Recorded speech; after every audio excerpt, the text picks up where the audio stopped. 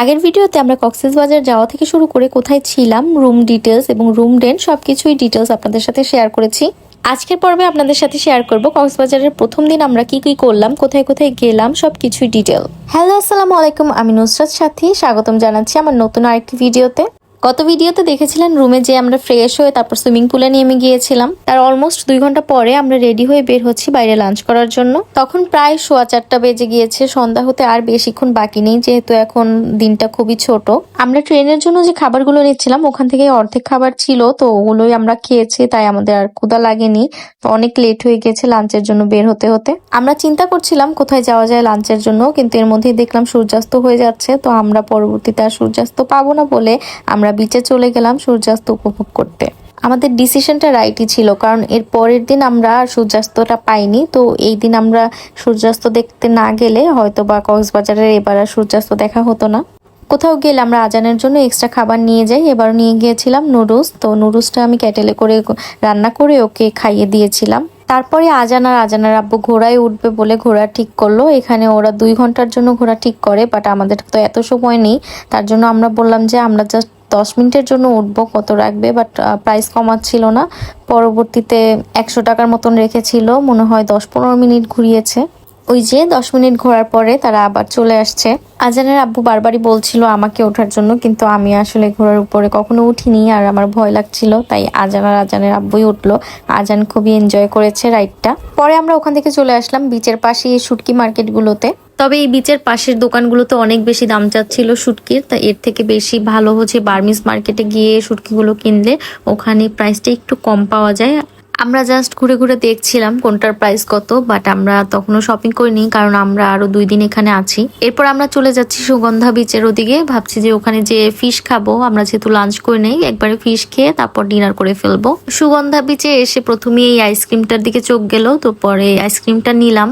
Test খুব একটা ভালো না, বাট দেখতে খুবই কালারফুল। এরপর চলে যাচ্ছি আমরা ফিশ শপগুলোর দিকে, কিন্তু 4 বছর পরে কক্সবাজার আসাতে আমরা কিছুই চিনতে পারছি না। আগে যে ফিশের দোকানগুলো ছিল ওগুলো রাস্তা থেকে উঠিয়ে দিয়েছে, তো আমরা খুঁজতে খুঁজতে চলে যাচ্ছি কোন দিকে ফিশ মার্কেট আছে।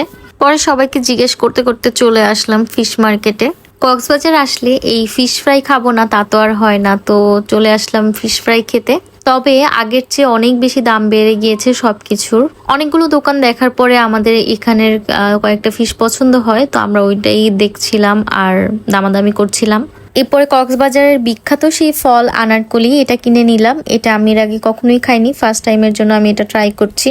টেস্ট মোটামুটি লেগেছে আমার কাছে। আমরা ফিশের জন্য মা আর ছেলে ওয়েট করছি, এর মধ্যে আজানের আব্বু ডাব কিনে নিয়ে আসলো, পরে আমরা ডাব খেলাম। ততক্ষণে আমাদের চিংড়ি ফ্রাইটাও দিয়ে দিয়েছে। এরপর আমাদের বারবিকিউ ফিশটাও চলে এসেছে। সবকিছু খাওয়া দাওয়া শেষ করে তারপরে আমরা চিন্তা করছিলাম কোথায় যাওয়া যায়, কারণ তখন মাত্র 7টা কি 7:30 বাজে। এরপরই চলে আসলাম ফিশ ওয়ার্ল্ডে।